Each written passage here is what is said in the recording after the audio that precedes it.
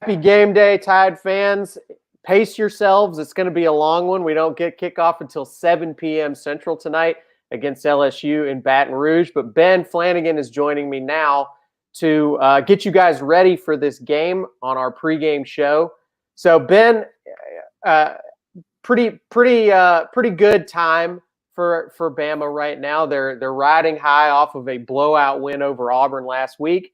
Normally, in a normal season, they would be getting ready for the SEC championship right now, but there's nothing normal about this season. So we've got 2 more games for Alabama to play before they get to that SEC championship. I should mention, by the way, before we get into this, that technically Alabama has not locked their spot in the SEC championship game.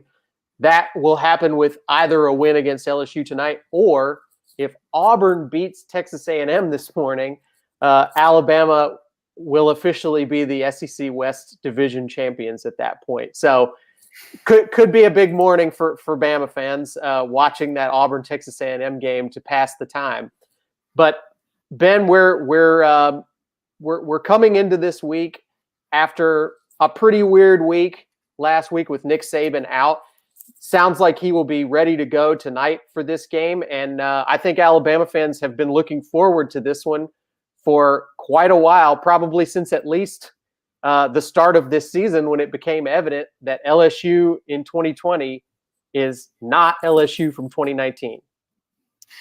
Yeah, they're depleted. They're a shell of that national title team. Like, they lost all the skill guys that torched the Tide in last year's game. I mean, between multiple players opting out of the 2020 season, players dismissed from the program, transfers, they lost more than 30 players from that team. I mean, you're talking Joe Burrow, Clyde Edwards-Helaire, Justin Jefferson, Thaddeus Moss. They've got 1 full-time starter back from the offensive line. And plus you add their leading receiver, Terrence Marshall, who just announced that he's skipping the rest of the season to focus on the NFL draft.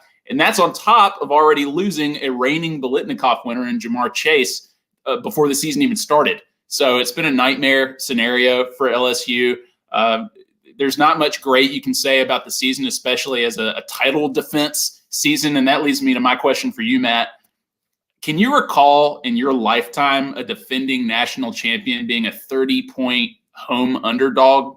Like, I'm probably missing one, like obvious team from the last 40 years, but certainly not a Nick Saban coach squad. So I'm anxious to see where Ed Orgeron goes from here, including this game. He had something so special in 2019, but the question is, can you maintain it, or is one title good enough for the foreseeable future? And today, I don't think the rebuild begins. No, I mean, look, I think what's happened to LSU this year is somewhat a part of what we saw of the phenomenon of this whole season, of all the craziness going on in 2020. But a lot of this was happening before COVID even struck. The coaching staff was already splitting up. A lot of these guys that were a key part of last year's team had already decided to go on to the NFL. So this I think is a combination of things, right? This was, I don't know that LSU was going to be world beaters again this year regardless, but it sort of cascaded on itself from, okay, well, we're going to be a big step down from last year, to then more guys leave because they're not feeling excited about that part of it.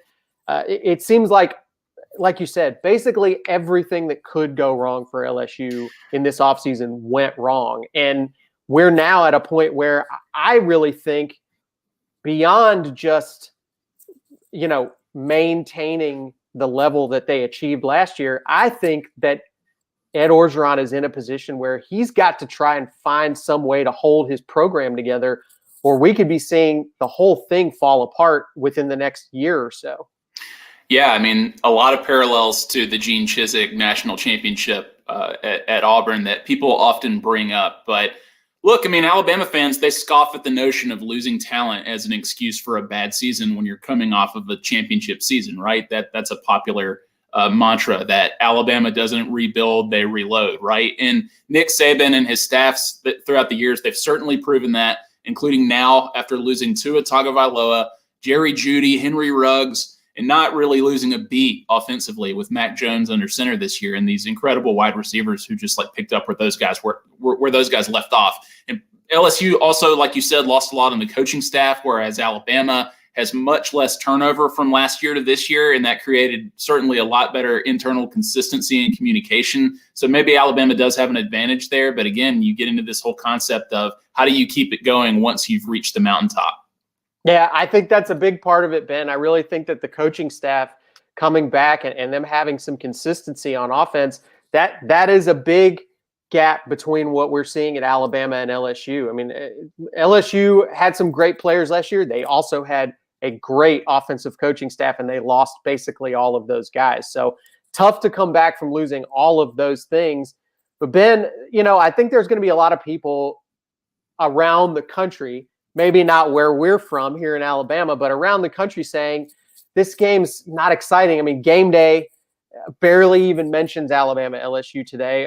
When you're talking about ESPN and the national media coverage, they're off covering BYU versus Coastal Carolina, and that's a major headline compared to Alabama LSU today. So that in itself says a lot. But I feel like Alabama fans are still excited about this game today. Ben, what do you think in particular is sort of most exciting for this fan base about today's game? Revenge.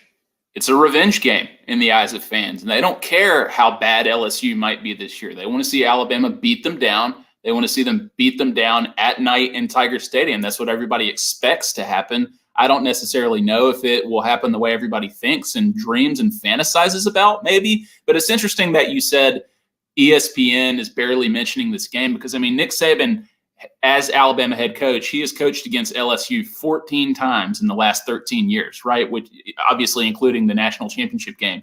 ESPN Game Day has been there nine times out of those 14 games when Alabama and LSU have played. They've been there for the game, broadcasting from it. So the fact that it's fallen this far is incredible. But yeah, I mean, there's been a lot of trash talk since that last game. Obviously, fans don't forget about that leaked video from inside the LSU locker room after the game where Ed Orgeron was boasting about the victory, let's say, when the LSU players ran over to the recruits and said, come to LSU, forget about Alabama. There have been a couple of examples like that have stuck to the brains of Alabama fans who want to see nothing but pain tonight. Well, let's talk about LSU. I know that probably for most Alabama fans, it hasn't really been on the radar. A lot of their games have been sort of not worth mentioning since they lost that opener to Mississippi State. But this is a team that, I will say this. I think it's worth taking somewhat seriously what they did last week. They did not look good offensively at all, but they really did keep it pretty close with Texas A&M, who is obviously a top 5 team nationally. What do you feel like is the biggest challenge today for Alabama going into this game? Well, I would say like before they lost their star wide receiver, maybe it would have been a big challenge for the Alabama secondary, and maybe it still will be because, look, I mean, if you just look at the basic offensive and defensive stats, Alabama ranks 36th overall. Not bad nationally, especially considering where things started in that Ole Miss game when they were just running through Alabama's defense, and they've obviously shown tremendous improvement since then. LSU's defense ranks 96th. They give up 443 yards a game nationally. That's just not going to get it done against an Alabama offense that ranks 5th overall. They put up 535 yards per game. But LSU's offense ranks 44th, and they put up about 425 per game. So that's not a bad number for a 4-loss team. And they might test Alabama's defense. But like I said, Pete Golding's unit has shown incredible improvement for the last several weeks now. They played arguably its most complete game last week in the Iron Bowl. So my initial go-to instinct would be to say maybe LSU's offense can put up some numbers on Alabama's defense. But Alabama's defense has hit such a stride, I'm not sure if that's going to happen. And plus, they're going to be playing with chips on their shoulder. Yeah, and I would also say that, look, there's a lot of animosity between these two programs. And whether LSU is getting blown out or it's a close game, sometimes in games with this kind of history, you get a little extra element of physicality. And Alabama's trying to keep their team healthy right now going into a potential postseason run.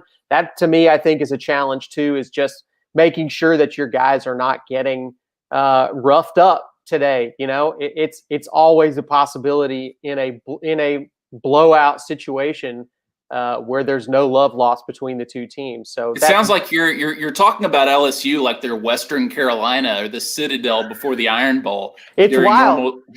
Yeah, so, I mean, it's very weird to talk about this game in this way. It has not been anything like this since before Nick Saban got to Alabama. I mean, even the last few Alabama LSU games under Mike Shula were very intense and close and hard fought games. I think even going back to 2004, it was a reasonably close game. So, yeah. I mean, you have to go way back to finding a time where this was not a competitive game. Yeah, and even when Alabama has blown out LSU during this Nick Saban stretch, like the game 2 years ago at LSU when they beat them 29-0 behind Tua Tagovailoa and that offense, it was still every point was earned in that game, right? Mm-hmm. And a lot of people thought that LSU might even upset Alabama. If there was any team that could stop the juggernaut, the offensive juggernaut, it was definitely the athletes on LSU. And even in the 2011 national championship game, Alabama blew them out.